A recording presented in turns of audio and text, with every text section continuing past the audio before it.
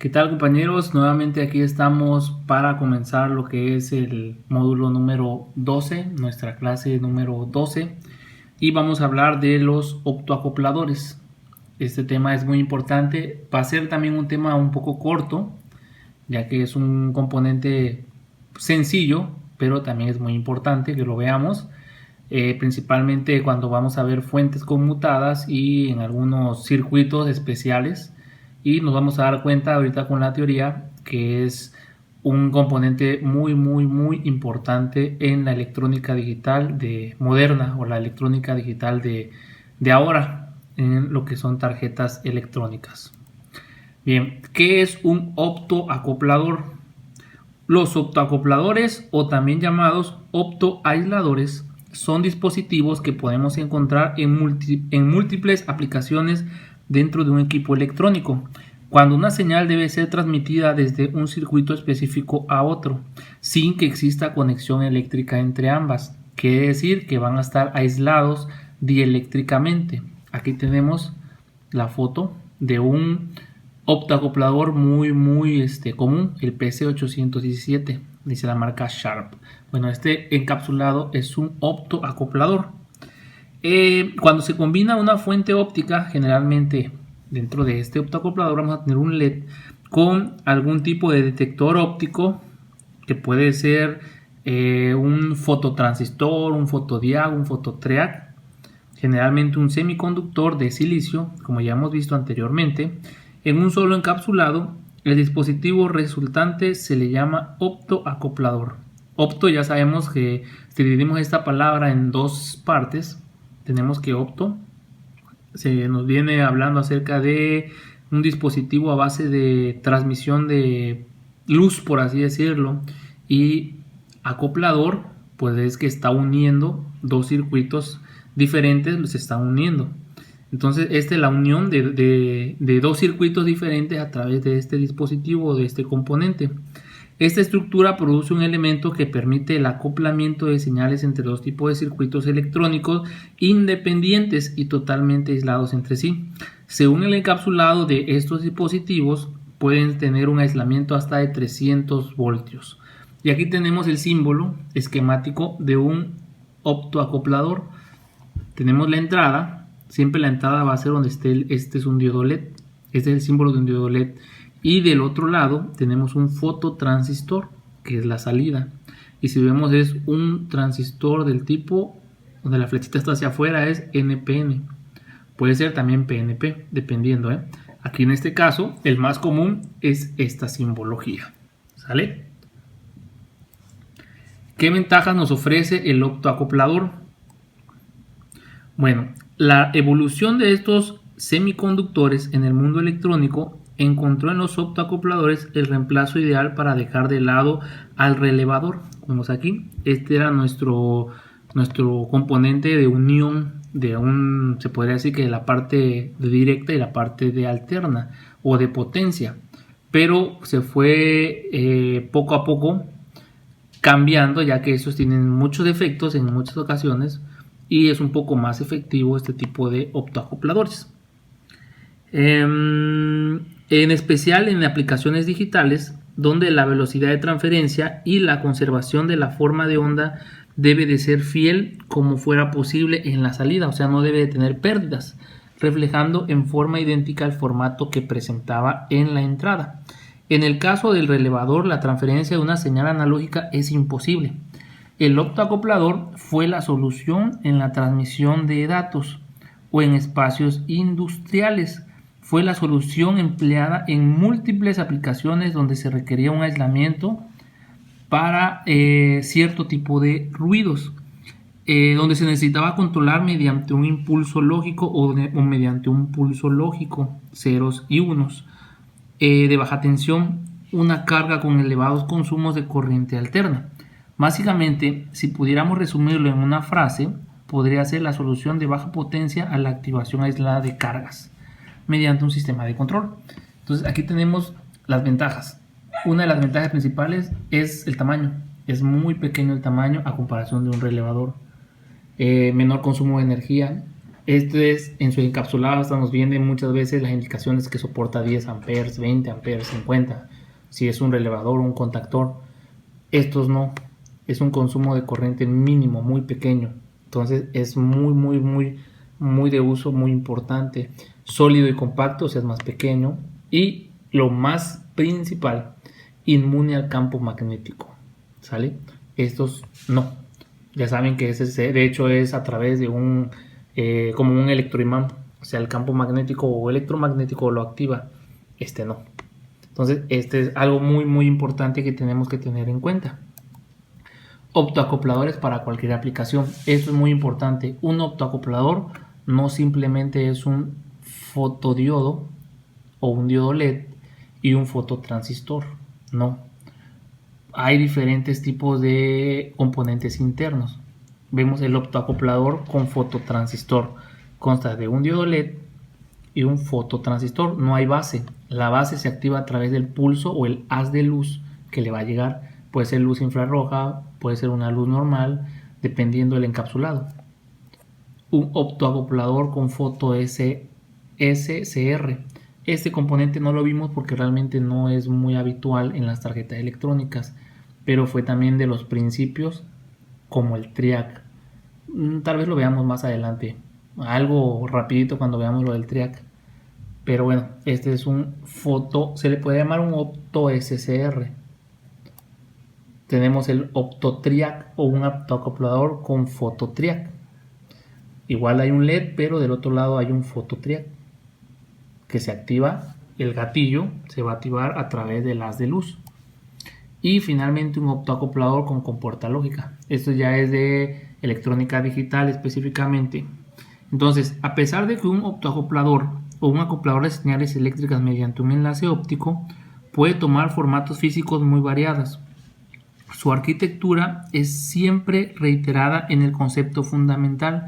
Por un lado, se utiliza para transmitir la información de un diodo LED infrarrojo o de un diodo LED de otro tipo, construido a base de un compuesto de arseniuro de galio. Por el otro lado, se enlaza en forma óptica con un detector encargado de capturar esa información lumínica y transformarla en una señal eléctrica idéntica en su composición de niveles a la que el LED emite. Luego, la naturaleza de este detector nos brinda una respuesta acorde al tipo de señal aplicada. Por ejemplo, si el elemento receptor o el elemento detector es un fototransistor, podremos utilizar el dispositivo para transferir señales analógicas como puede ser audio o video. Pero si en cambio es un triac, entonces vamos a poder controlar una carga de potencia relacionada con la corriente alterna, un motor, un foco, no sé, puede ser utilizada de esa forma. Y lo más importante es que siempre va a conservar su naturaleza, que es el elemento transmisor o emisor. Siempre será un diodo LED infrarrojo, ¿ok? ¿Cómo vamos a verificar el funcionamiento de este dispositivo? En el siguiente video, de hecho, vamos a ver la parte de cómo probarlo. Normalmente nos dicen que cualquier elemento hay que verlo primero. Muy raro que se dañe, pero sí se puede dañar. Normalmente se agrieta, se puede partir, puede explotar, puede carbonizarse sus pines. Otra falla, que se ponga en corto el LED. Aquí hay un LED infrarrojo, no es un diodo LED normal, entonces la lectura que nos dé aquí, por aquí sí lo podemos medir. Otro punto importante, este punto nos va a hacer referencia que este es el lado del diodo LED infrarrojo y ese punto va a ser el punto del ánodo del diodo. Entonces la primer pin o el número 1 sería el ánodo, el segundo pin sería el cátodo del diodo LED. Y si lo queremos probar, entonces primero lo que debemos de hacer es por lógica inspeccionarlo físicamente, como les acabo de decir. Ver lo que no esté reventado, que no esté quebrado o algo, un mal físico que observemos. Hay que observarlo y verificarlo que su estructura esté correcta, sin demostraciones de quemazón o quebraduras en su estructura física. En el caso de que se encuentre encapsulado de tipo circuito integrado como este, suelen quebrarse y explotar, y eso facilita mucho nuestro diagnóstico. Sin embargo, cuando su aspecto es óptimo, debemos comenzar con la medición estática más elemental que podemos hacer mediante nuestro uso de nuestro instrumento de medición por excelencia, nuestro multímetro. En posición de diodos o diómetro, tenemos que hacer la medición. Punta negra, punta roja, punta negra. Pero esto sí, como no es un LED convencional, el valor obtenido en la medición nos va a poder resultar un poco diferente a lo que estamos habitualmente relacionados con la medición de un diodo LED. Aquí tenemos la emisión que hay. Cuando se le aplica una cierta tensión al diodo, el diodo va a conducir y emite un haz de luz. Lo recibe el fototransistor y aquí pues va a hacer su trabajo.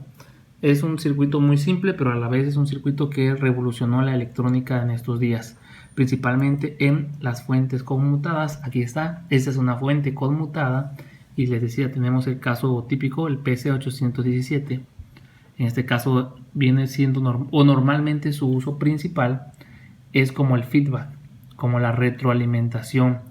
Empieza todo su ciclo de trabajo de la fuente y de este lado, cuando ya el voltaje requerido está presente, pero tenemos a lo mejor una variación de energía de este lado en la entrada o de aquel lado la carga nos está pidiendo más, entonces hay una retroalimentación, hay un pulso que le mandan al optoacoplador y el optoacoplador informa de este lado a nuestro oscilador y el oscilador empieza a trabajar más rápido para compensar la pérdida que está teniendo a la salida en nuestro transformador chopper, diodo y capacitor. Es básicamente el trabajo que nos está realizando o que realiza en una fuente conmutada. Lógicamente, si el optoacoplador se llega a dañar, tenemos una caída de voltaje porque nadie le está informando al oscilador si del otro lado del circuito, la parte del lado frío, ya ven que hay una parte caliente y fría, bueno, del lado frío, ya nadie le está informando cómo está la tensión, entonces no va a estar regulando, va a estar oscilando a una velocidad normal, pensando que de aquel lado ya suplió la necesidad de la carga, más sin embargo va a haber una caída de tensión. Entonces ese es un síntoma muy particular cuando nos falla el optoacoplador, ya que es nuestro feedback o ya que es nuestra retroalimentación, o se podría decir que es el chismoso, nos está avisando qué es lo que está pasando del otro lado del circuito. Aquí hay dos circuitos, el circuito primario y el circuito secundario, después nuestro transformador chopper. Lo que hay en el secundario, el único que nos va a avisar o nos va a mantener al tanto es este componente, el optoacoplador.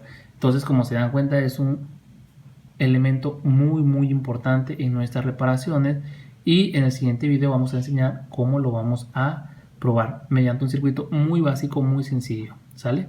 Entonces, con esto terminamos esta pequeña clase de optoacopladores de la parte teórica y les dejo un video con una reparación, ¿sale? Tenemos esta tarjeta de la marca de mini split Mirage modelo PLU. Es un error típico también. Quiero que observen lo que sucede. Voy a conectar, es de 110 esa tarjeta. Ahí energizó la tarjeta y vamos a encender. Listo. Ahí enciende nuestro display. Pero nuestra turbina no enciende.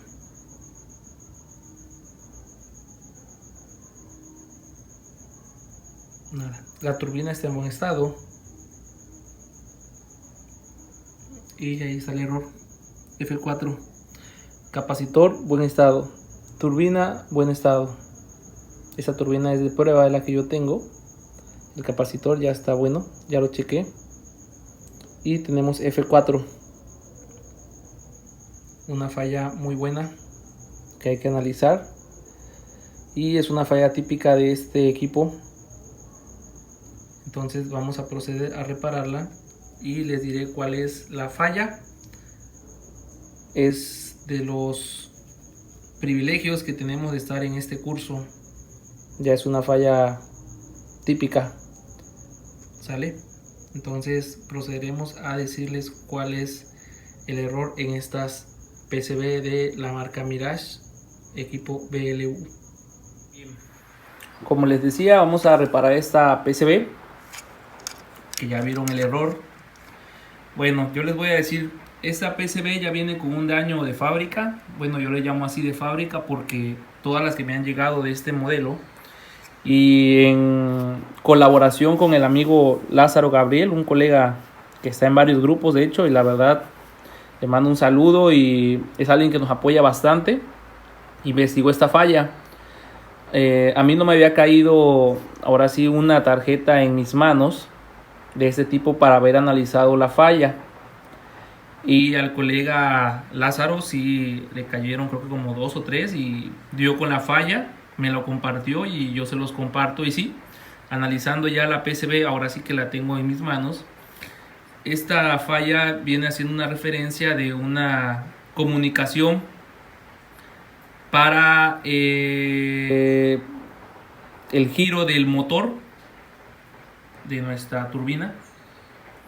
Tiene que ver mucho con una, se podría decir, una señal permisiva para que nuestro ventilador funcione. Cabe recalcar que normalmente lo que hacemos es cambiar la turbina, perdón, el capacitor, y queda en muchas ocasiones el sensor Hall. Lógicamente pues cambian toda la turbina, y o quedaría también, pero cuando la turbina la cambia, cuando el capacitor pues no está dañado, ¿qué hacer? Bueno, aquí hay una resistencia, es la R2, es exactamente de 100 kilo ohms. Esta resistencia yo le llamo de fábrica, que viene dañada porque marca prácticamente abierta, ya no marca los 100 kilos. ¿Qué hace esta resistencia? Bueno, esta resistencia viene directamente de la fuente, reduce el voltaje y polariza a un LED que está de este lado de nuestro optoacoplador. Todavía no hemos visto el funcionamiento de un optoacoplador, pero les digo, un optoacoplador es un dispositivo, es un elemento que separa la PCB en dos partes, de tal forma que no hay una señal directa de esta zona a esta parte. Al activar este optoacoplador, internamente hay un LED y un fototransistor. Ese LED, bueno, realmente es un LED también de luz infrarroja, se activa y manda una señal a polarizar al transistor o al fototransistor a través de la luz del LED internamente. Se polariza, se podría decir que conduce, y manda una señal directamente a nuestro micro. Sin esa señal, porque ya estuve checando toda esa línea, aquí pues falló la resistencia. Si yo quito alguna resistencia de estas o la que llega directamente al micro, sucede exactamente lo mismo, solo que estas resistencias no se dañan tan fácilmente. No sé la verdad por qué se daña tan rápido esta resistencia. Es de 100K a 2 watts. Eso es muy importante. No le pongan una de menor tamaño. De hecho, esas resistencias no son comerciales. Yo la voy a obtener de otra tarjeta de deshueso. Hay de 3 a 5 watts. Y no importa si le ponen de más potencia. Al contrario, es mejor. Garantizan su trabajo porque rara vez va a volver a fallar. Aquí lo que podría hacer es que falla por recalentamiento o por un exceso de corriente, tal vez, no sé. Si falla esa resistencia, si falla el optoacoplador, si fallan estas dos resistencias o alguna de estas, inclusive de aquí me parece que va este transistor, el C8050, que hay uno, y de ahí va una resistencia de esta y llega la señal al micro. Si esa línea falla, alguno de esos elementos, vuelve a dar el error F4, ¿sale? En este caso, les repito, esta falla específicamente por esta resistencia, es la que falla siempre. Vamos a cambiarla, vamos a medirla por fuera y vamos a corroborar que ese es el problema. Pauso en lo que sacamos esa resistencia. Ya retiramos la resistencia, tenemos la que vamos a poner. Vamos a medir, ahí está, y vean, es de 100 kilo ohms y nos marca 18, casi 20 mega ohms. Es demasiado. Ok, ahora vamos a quitar esa y vamos a agarrarla. Perdón, como estoy trabajando con caimanes, tenemos una dificultad aquí. Listo. Y ahora vamos a medir esta. Vean, es de 102.2 kilo ohms. Está exacta. Esos 102 es por la tolerancia, recuerden, tenemos siempre una tolerancia. Café, negro, amarillo y dorado, ¿sale? Entonces esta es la resistencia que vamos a colocar. Ahora, vean aquí, dice ahí 100K a 2 watts. Ok, pero no son comerciales. Déjenme decirles que estas resistencias no las he logrado encontrar en el mercado. Por eso la agarré de deshueso de otra tarjeta. Y es importante conseguirlas. Las que yo he conseguido son estas. Pero estas son de 1 watt. Ahí se ve el tamaño. No quedarían. Entonces voy a tratar de ver cómo consigo esas resistencias. Porque sí vamos a tener varias reparaciones de este tipo. ¿Sale? Vamos a colocarla y a probar. ¿Sale? Ya hemos colocado la resistencia. Hemos colocado por aquí el amperímetro para checar que esté trabajando bien nuestro motor. Y vamos a energizar. Ahí energizamos y encendemos. Entra enseguida el motor, si se dieron cuenta. Y tenemos 0.1 amperes. Dice el motor que es de 0.3, 0.35. Así que es una buena corriente. Está trabajando bien.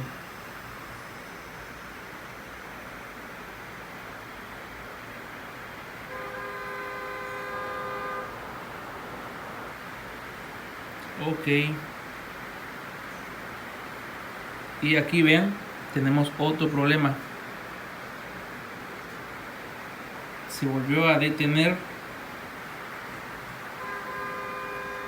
nuestro equipo.